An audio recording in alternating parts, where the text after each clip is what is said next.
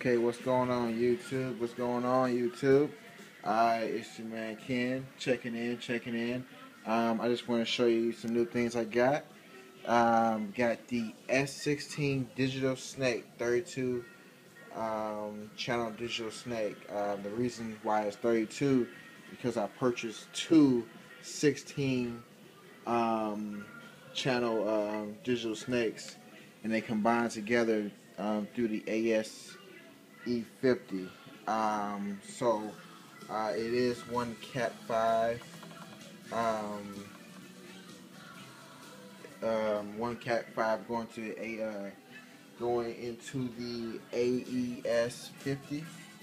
I don't know if you see it, but I just want to do a small video on basically just showing you how to set up the S16. Shout outs to Hollywood DJ on his video. Helped out, so I just want to spread the love to my audience. So basically, what you do is before you do all the whole setup, let me just show you how to set up the wiring first. So what you do is you go behind your actual box. Sorry for all the gibberish. I'm using my phone because my laptop is taken up right now.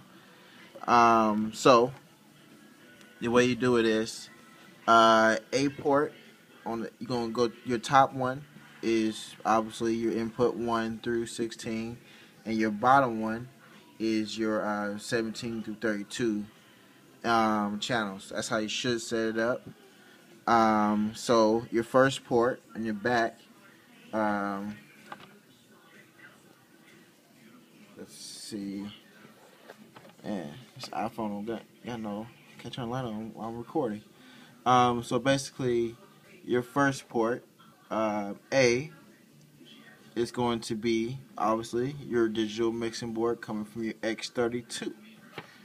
And then your B is going to drop down into port number A on the bottom of your second snake. And then you see on your right hand side, I also have a personal monitor mixer going into the personal monitor mixer on the port up top. If you got a DA, distribution amplifier, like I have in storage, you'll be able to send this one signal to a DA, then you can have multiple devices on that one port, just like if you would on the back of the X32. Okay, so that being said, let's go ahead and show you guys how to set up the digital snake. I have one cable coming out of the output, one on the board. I have it configured to make that the left for the front of the house. So this one cable is actually going to that speaker over there. The best studio speakers in the world. No, I'm just joking. But they are great. I mean, you go to a lot of professional studios, especially right here in Dallas, that's what you'll see. Not even low budget studios. I love the speakers. So yeah, I have one channel coming in right here, XLR. I'm converting an 1/8 inch to XLR. Everything sounds great. Checked all the channels. Everything is set up correctly. So the way you set it up is you hold down the configuration and you scroll down, because out of the box, just like my boy Hollywood DJ said, it was not set up like that. It was set up kind of different. So let's say, whoa, yeah, it's another thing. You get a popping noise, but you know, I'm cool with popping these speakers. I ain't gonna pop my real PA system. I'll cry. So it popped because I just threw the sync off. That's why it's flashing red up there. It's flashing red. That means it's not sync. It has to be solid green. So you have to scroll all the way down to the very end. Just make it go all the way down. Go all the way down until you see no lights, and it says 1 through 8. Make sure you scroll all the way down. Let go, and it's set up, ready to go. So Now you hear I have sound going on. Having a little church up in here. It's still Sunday for me. I don't care if it's past 12 o'clock. It's always Sunday for me. So basically, that's how you do your top one. Now your bottom one, you saw my wiring in the back where I had the B port going to the A port. So that's how you link them up together. Matter of fact, so let me show you how to do that. You hit the config button, use the other hand, so you can see the screen. So it's the same thing. It will not come config like this out of the box. Come all the way down, but this time you're not going to go to 1.8. This time you're going to go to 9 through 16. Okay, so basically that's your second channel, your second fader bank. You release that. Some of you guys, it wouldn't make sense. It didn't make sense to me too, because really that's not set up correctly. But let me show you that it is set up correctly. Right now I'm in input number 1. If I take input 1 and plug into 16, if you remember on my configurations, I said 1 through 8. So you're probably sitting there thinking like, okay, what's going on? But on my mixing board, I'm plugged into channel 16, and I'm on the first page, and there's channel 16. Basically, I think that 1 through 8 is really just saying, hey, that's outputs 1 through 8. Because right here you have 1 through 8, and then you have 1 through 8. So really that's starting the 9 through 16. So basically they're just trying to make it where when you set it to that mode, you actually set it to actually be the slave to the mixing board over here. So it's just kind of saying, okay, that's the master, this is the slave. Okay, so it has 1 through 8. That's what I'm figuring. There's no documentation on none of this stuff, just drawings. So I'm just kind of going by what makes sense. Basically just saying that's 9 through 16, and that's 1 through 8 on outputs. But as long as you have it set on that, you'll be okay. There's some more settings for the digital outputs in the back of the snake. I do have a third digital snake for the church. I bought 1 for the church, 2 for myself, because church has. Don't forget the church already has the X32 on the stage, so it's already doing all the inputs back to the board. I just need more outputs, so that's why I bought a digital snake. That's that. So that's how you set it up right here. Now you go to your digital board. Okay. So on your digital board, you're going to go to routing. Right here, you're going to click on the routing button. And then on your home page, if your board is set up locally. Sorry, I just lost sound. So on your board, it's already this is factory setting. I have a factory setting button, so when I go show to show, I do a factory reset so I can actually know where to start at. This is a good starting point at each show.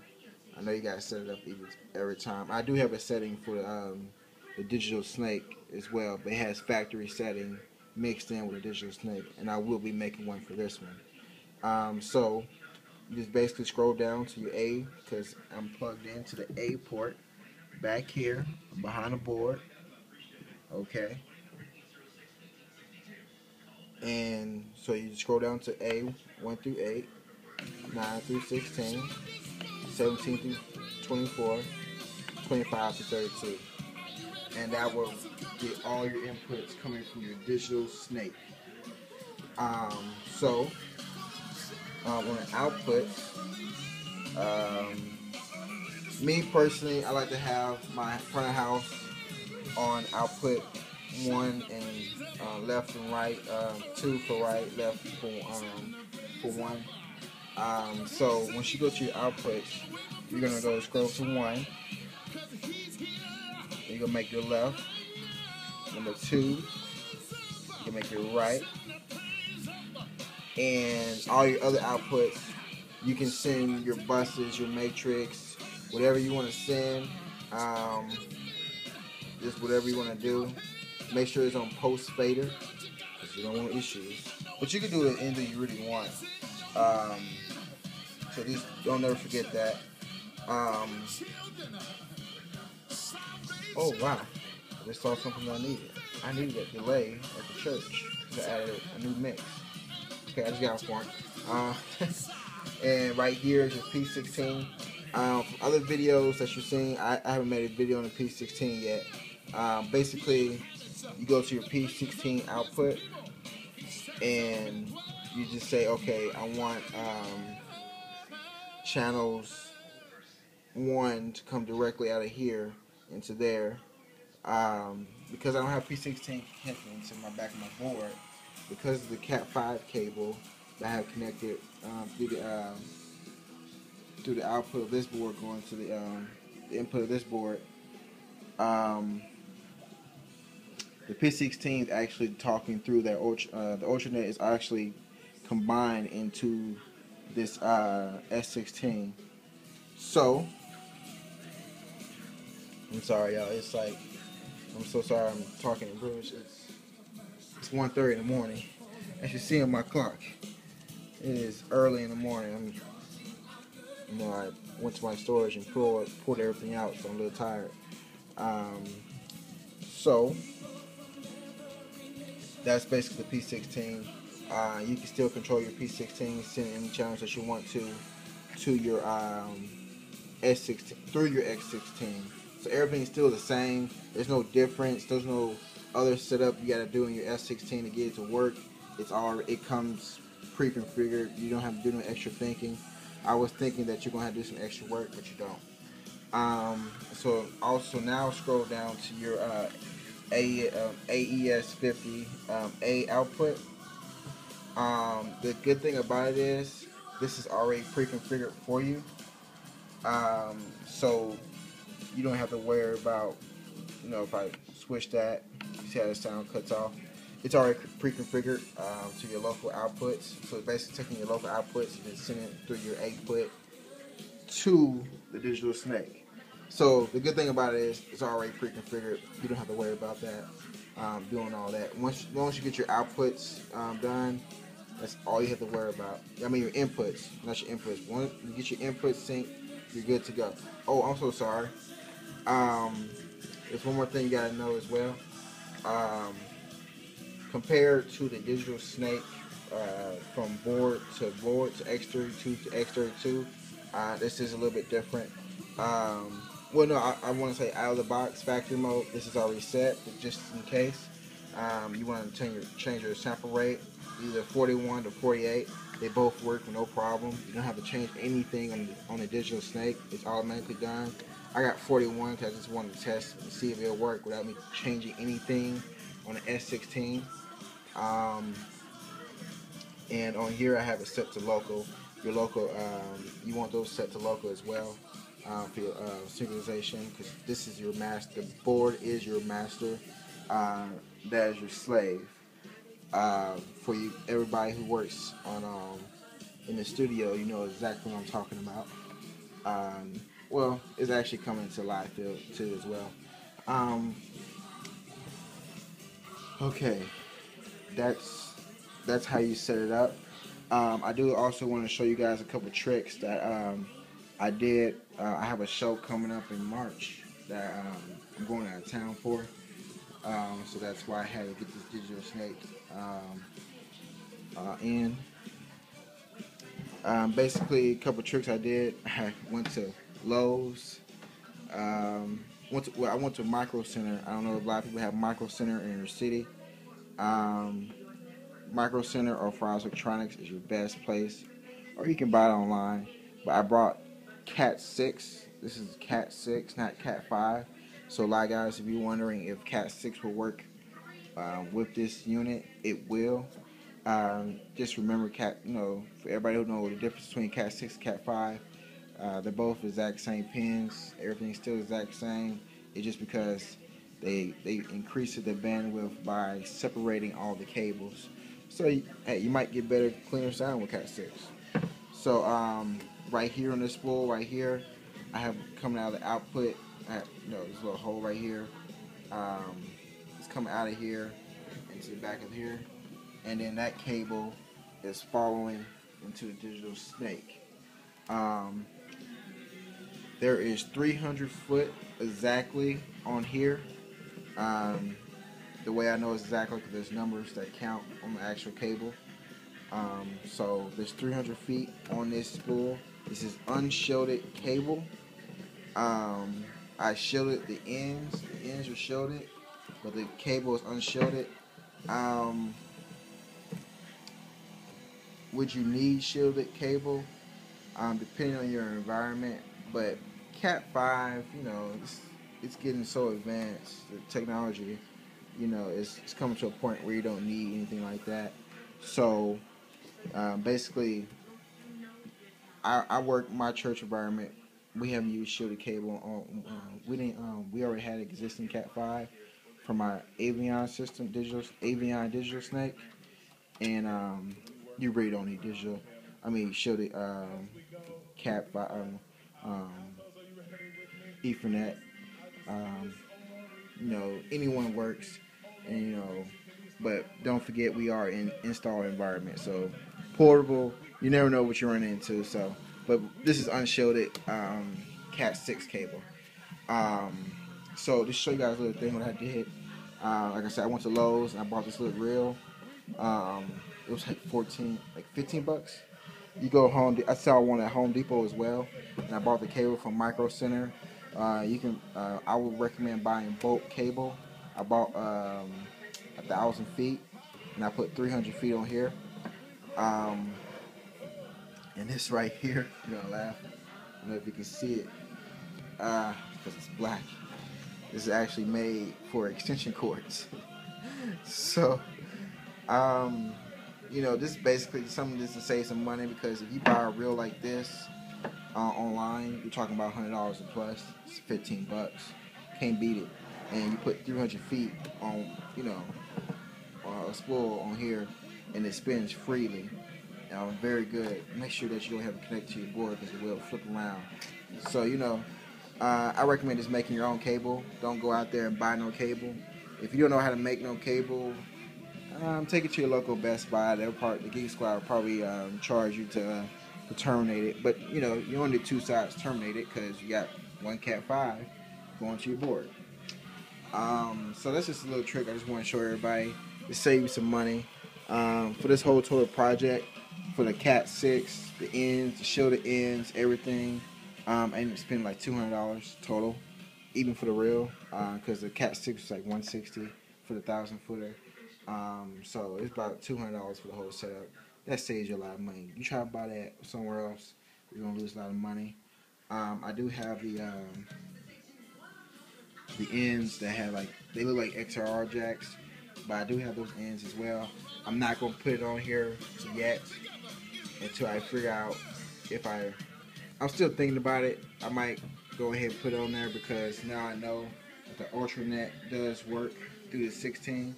So this Cat 6 can be kind of dedicated to the for me to change those ends. I forget the name of the ends. Basically, these look like XLR jacks. You can buy them online.